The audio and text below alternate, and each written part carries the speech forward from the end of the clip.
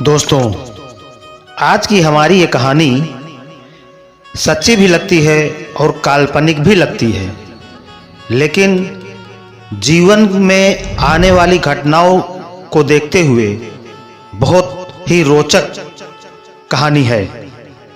इसे पूरा जरूर सुनिएगा।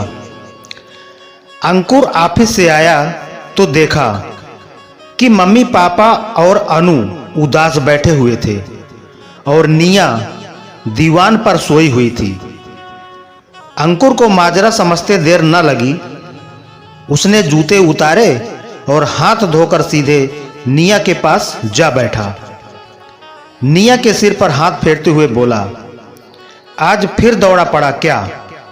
निया को अनु तड़प कर बोली, ऐसा मत कहो अंकुर, निया को दौरे नहीं पड़ते, बस मेरी बच्ची बहुत कष्ट में है और हम समझ नहीं पा रहे हैं कि उसे क्या तकलीफ है। अंकुर फिर चुप ही रहा और निया को स्नेह से सहलाता रहा। निया अंकुर की बेटी थी और अनु अंकुर की पत्नी थी। निया अंकुर और अनु की 5 वर्षीय बेटी घर भर की दुलारी। परिवार में 2 पीढ़ियों के बाद किसी कन्या रत्न के रूप में निया ने जन्म लिया तो सबकी खुशी का ठिकाना न रहा। नक्षत्रों की तरह चमकीली आंखें देखकर अंकुर की मम्मी ने नाम रखा निहारिका और प्यार से सब बिटिया को निया पुकारने लगे। लेकिन 2 साल से अंकुर का परिवार निया को लेकर बेहद परेशान है। बड़े प्यार, दुलार और नाजों से निया का पालन हो रहा था। सब कुछ अच्छा चल रहा था, लेकिन एक दिन निया स्कूल से आकर दोपहर में सोई हुई थी कि अचानक चौंक कर उठी और जोर से चीखते हुए बोलने लगी, बाबू मिट्टी मत डालो, मिट्टी मत डालो। बस अनवरत यही रट लगाते हुए रोते रोते बेहोश हो गई। आवाज सुनकर घर के सब लोग निया के पास पहुंच गए। अनु ने निया को गोद में लेकर पानी के छींटे मारे तो थोड़ी देर में निया होश में आ गई। ऐसा पहली बार हुआ था तो सब ने सोचा शायद निया बुरा सपना देखकर डर गई है, लेकिन निया के साथ यह बार बार होने लगा। 15-20 दिन बड़ी मुश्किल से अच्छे से गुजरते कि फिर वही होता। यह क्रम 2 साल से जारी है। निया को अच्छे से डॉक्टर को दिखाया जा चुका था। ढेरों टेस्ट नन्ही सी जान के हो चुके हैं, लेकिन हमेशा यही जवाब मिलता है कि निया पूरी तरह से स्वस्थ है। कुछ समझ नहीं आता कि सब ठीक होने के बावजूद निया के साथ ऐसा क्यों हो रहा है।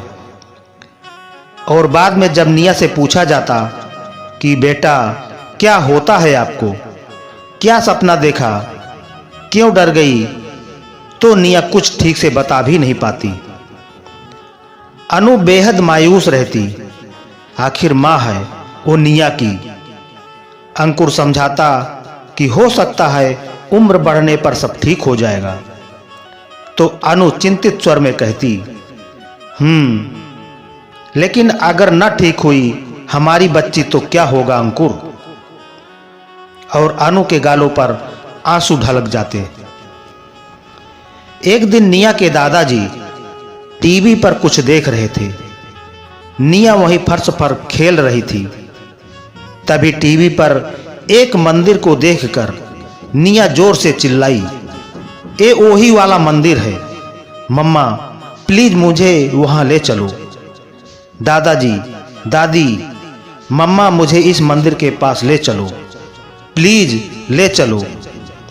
अनु ने निया को संभाला और कहा, हाँ निया जरूर ले चलेंगे, पहले आप शांत हो जाओ। निया शांत हो गई। अनु ने पूछा, क्या हुआ निया? तो निया बोली, मम्मा मैं बिल्कुल ठीक हूं, मुझे बस इसी मंदिर के पास जाना है। बोलो ना मम्मा, ले चलोगी? अनु ने कहा, ठीक है, पापा से बात करते हैं। इस घटना को 1-2 दिन बीते होंगे कि निया ने फिर वही जिद पकड़ ली। अनु ने अंकुर को सब कुछ बताया।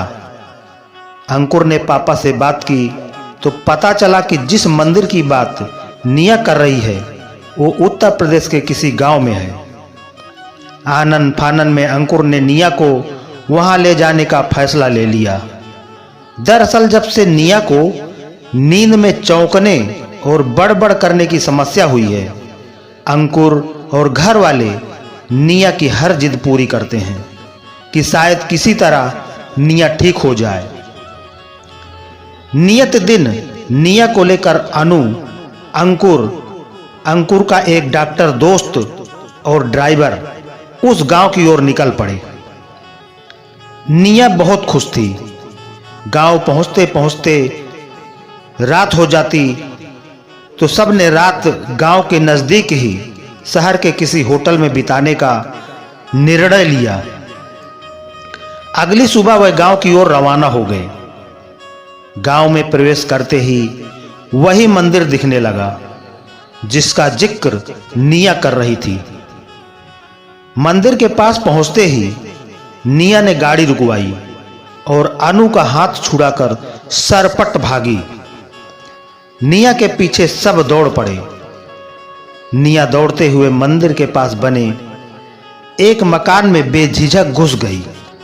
अंदर आंगन में खड़ी एक अधेड़ महिला के पैरों से लिपटकर बोली, अम्मा लो हम आ गए। महिला अचकचा गई और बोली, कौन हो बिटिया तुम? निया बोली, अरे अम्मा हम हैं तुहार छुटकी, हमें काहे नहीं पहचानी? तभी वहां एक हरिया नाम का आदमी आ गया। बोला, कौन छुटकी? निया उस आदमी को देखकर डर गई। वो आदमी फिर बोला, छुटकी तो हमारी लड़की थी जो 5 साल पहले गुम हो गई थी। अब निया बोल पड़ी, नहीं अम्मा, हम गुम नहीं हुए थे, हमें तो बाबू ने गड्ढे में गिरा दिया था और ऊपर से मिट्टी डाल दी थी। इतना सुनते ही वह आदमी भड़कने लगा, लेकिन वह महिला निया को प्यार करते हुए रोने लगी। वह महिला निया को गोद में लेकर बैठ गई और रोते हुए बोली, हम जानत रहे हमार छुटकी गुमी ना होगी, होकर साथ कछु अनर्थ भया होई। तभी हरिया गुस्से में भरा हमले की मुद्रा में दौड़ा तो उसे पुलिस के सिपाही ने पीछे से पकड़ लिया। मामला नाजुक देख अंकुर के डॉक्टर दोस्त ने सुरक्षा की दृष्टि से फोन करके पुलिस बुला ली थी।